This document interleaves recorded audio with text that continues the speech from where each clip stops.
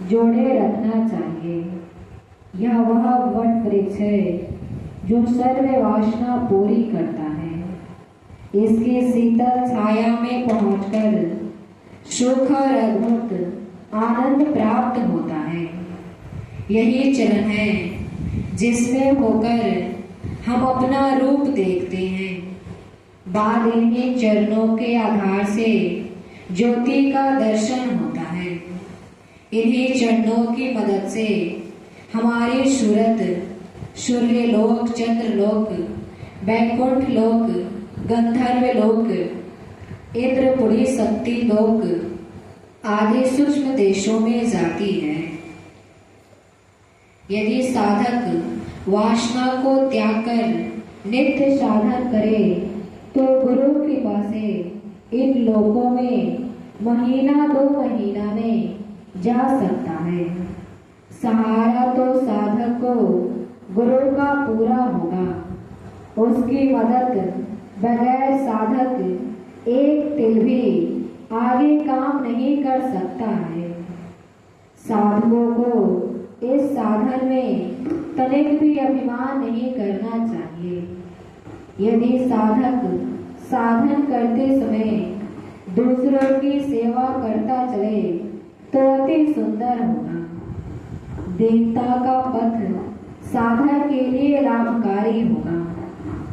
साधक भाव की दृढ़ता साधक में ज्यादा होनी चाहिए।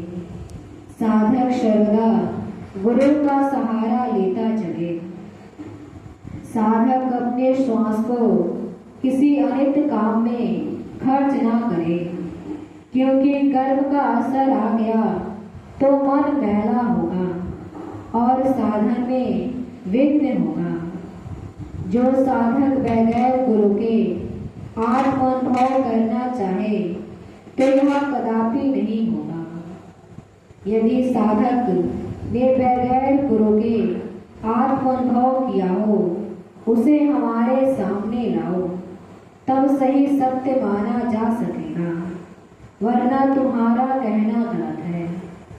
आत्म साक्षात्कार के लिए जिज्ञासु को अपना तन मन वचन बेचना होगा और इस तन मन को खरीदने वाला भी होना चाहिए।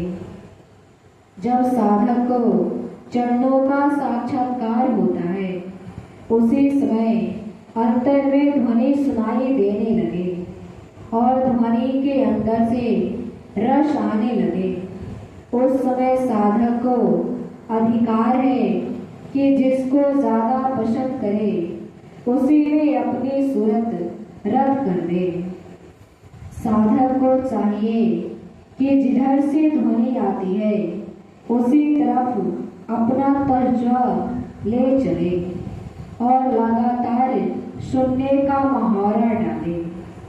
जैसे जैसे ध्वनि आती जाए वैसे वैसे सूरत साफ होती जाएगी। सूरत को शब्द नाम ध्वनि के साथ जोड़ना और साथ साथ वासना की ओर से अपना मन हटाना। जब साधक की वासनाएं जो संसारी हैं उनकी तरफ से कम होगी, उसी कदर शब्द आहिस्ता आहिस्ता अपनी सूरत को ऊपर खींचेगा। शब्द चैतन्य है, सूरत को तौलता रहता है। जिस वक्त और जिस दिन सूरत को अपने लायक कर लेगा, उसी दिन तुरंत सूरत को ऊपर के दिव्य लोक में पहुंचा देगा। आंखों के ऊपर दिव्य लोकों का रास्ता शुरू होता